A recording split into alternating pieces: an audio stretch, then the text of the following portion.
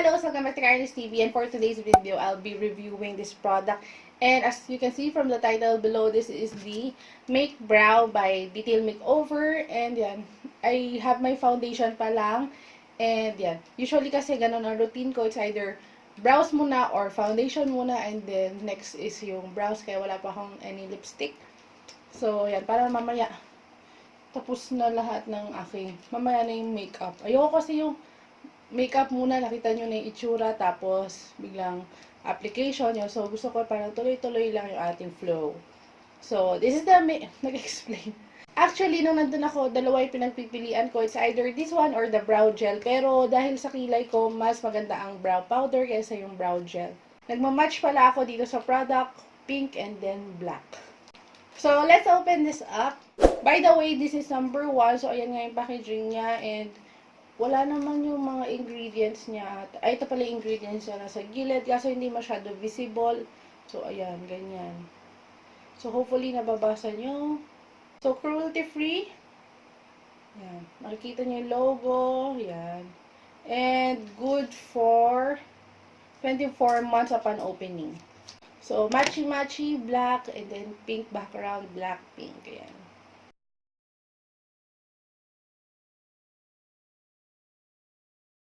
So, this is in the shade 1 or brunette. So, sa likod niya, meron din yung mga ingredients. So, that's good.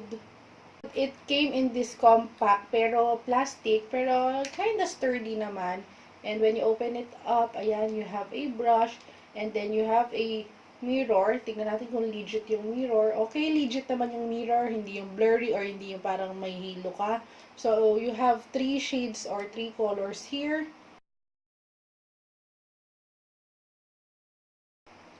You have this one, yung highlighter, then yung pangkilay na dalawa. So, for, para gradient effect, diba? So, I'm going to give you swatch. Swatch ko na lahat. So, ayan. I think perfect naman siya for my hair color. Although, yung darkest, itong nasa middle, itong nasa gitna, medyo may onting slight. Kasi, onti na talaga. Onti lang na parang may red undertone. Usually kasi gusto ko talaga is more on the cool tone. Yung parang medyo pag-gray. Yeah. This one, slight talaga. The brush naman na included here is an angled brush and then sponge. Pang smudge siguro. And I will try kung okay siya gamitin. So, let's do this. Yung light muna. Di masyado nakita yung light. So, I'm going to go to the middle part. The middle shade. Try ko lang. Oh, meron talaga siyang red undertone. Pero in fairness for the brush, okay naman yung angled brush niya.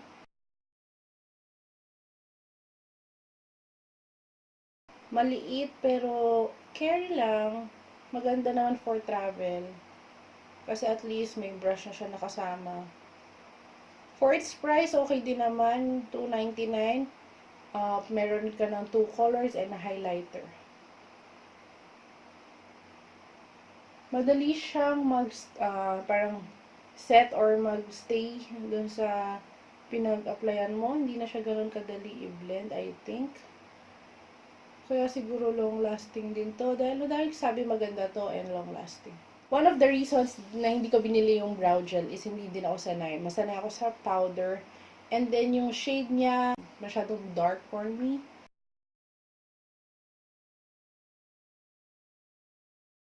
Pansin ko, dip ako ng dip dito sa powder. Kasi once na naglagay ka na, hindi na siya masyadong nabe-blend dahil parang nagsiset na agad siya. So, I will try to blend with this. Kasi ito yung purpose naman yun, diba? For blending. Hindi masyado. So, I have to apply talaga na lang. Isang kulay lang yan, yung nasa gitna lang. And, hindi pa ako masyado satisfied. Lagyan ko pa dito. Medyo gusto ko dark. Mag-darken pa siya, pero hanggang dyan na lang ata siya. Okay naman yung angled brush niya, ha. As in, magagamit mo. So, ito naman tayo, yung lighter shade ng brown. So, lalagay ko dito sa unahan kung magla-lighten ba.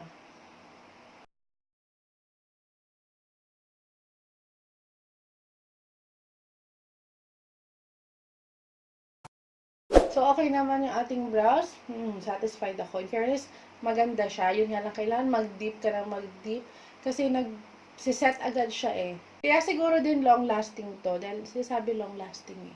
Mayroon kasi ako nabasa dati, parang if you're looking for a good brow product na local, detail makeover.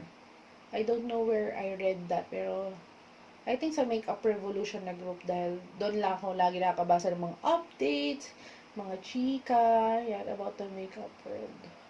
So, hindi na ako sasalita masyado kasi ipapantay ko na yung kabila. Alam niyo naman, pag kabilang kilay na, ma-giraffe na.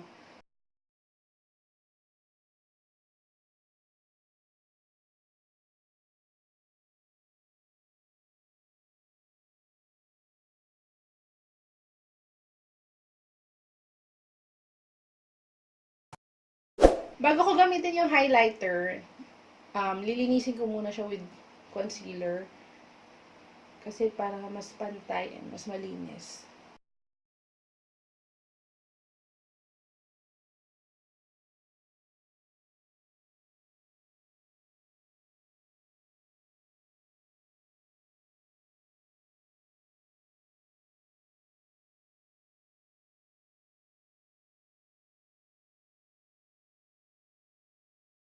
Medyo bitin to, ayusin ko lang.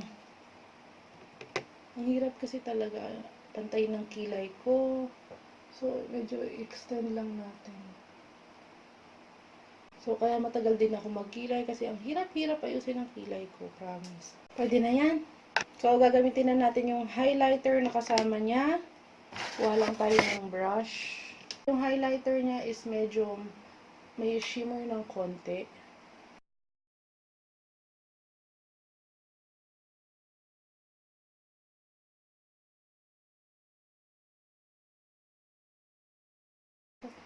Hindi naman sobra siyang shiny.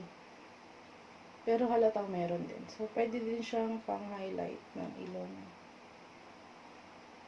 Diba? Makinang pala siya.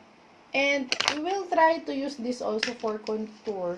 Although, so, itong nasa gitna, ang pinaka, I think, okay for contour.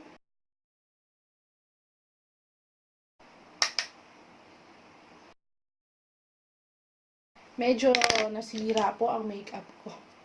Dahil sa contour. Ang hirap niya nga pala i-blend. Nawala sa isip ko. Hindi pa naman ako nagpa-powder. Gagawa natin yan ng paraan. Anyway, muntik na masira yung makeup ko ngayon. Muntik na masira ang lahat. I'll be back for my final look. So, ayan guys, I'm done. And it's now 7:16 a.m. I'm also recording through phone para if ever na may mga hindi malakas na voice ko, ayan, meron akong backup. Of course, i-wear test natin ito and kaya ilalagay ko na lang yung clips and updates niya after this. So, my thoughts, my first impressions, okay naman siya. May ontis. Ang bilis lang niya mag-set, kaya siguro din, I'll expect na medyo long-lasting siya. Kasi nagsiset talaga siya agad sa brows. Packaging, okay yung packaging para sa akin. Dito nakikita mo na agad yung kulay. And I like the Make Brow design. Then, detail makeover, very locally available. 299 pesos. And for me, sa mga brow products, okay naman yung range na yon. And, marami ng kulay eh.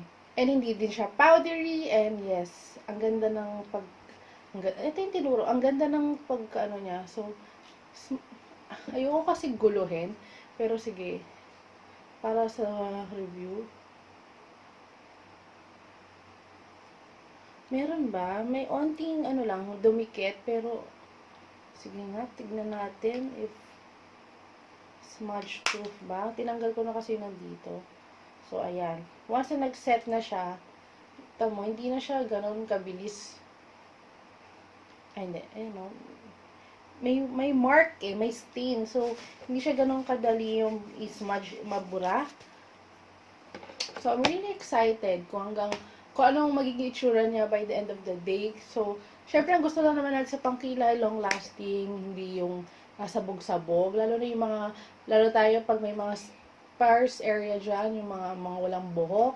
So, ayan, I'll update you guys later. Thank you guys for watching. Please don't forget to subscribe, like, and comment, and I'll see you on the next one. Bye! Hey guys, I'm back for my first update, and it's now, yan, 11:59. So, magka-12 noon na. So, wala pa akong retouch. Kakatapos lang namin mag-lunch.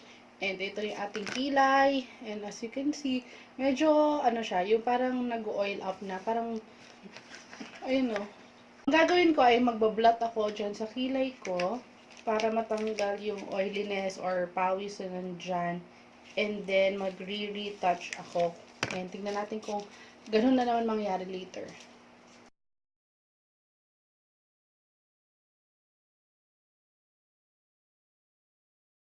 So, ayan. Okay pa naman siya in fairness.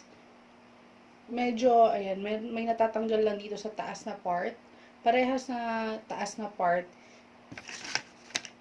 Ito parehas dito na area na may onting natatanggal na. So, lalagyan ko uli para maganda naman tignan.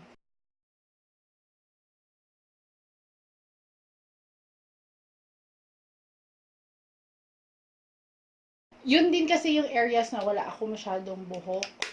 Kaya, wala ako masyadong brow hair, kaya natatanggal siya. So, I'll be back again later for my update. Hey guys, I'm back for my last and final update, and it's now 5:43 p.m. and medyo ano na siya. Kagaya nung una kasi doon sa mga walang brow hair, medyo natatanggal na siya and nag-oil up. Ayan no, yung area na yan. And yung may brow hair naman, sobrang kapit ng kulay. So, thumbs up tayo doon. So, sa tingin ko, sa may mga brow hair, and yung magaganda yung tubo, may full brows, sobrang ganda ng kapit nitong kulay. And also, yung highlighter, andyan pa rin. No? Yung area sa walang brows, yung sa skin, hindi masyado makapit yung... Overall, nagagandahan pa rin ako sa kanya, kahit na ganun, madali naman mag-retouch. Thank you, Malo! Bye!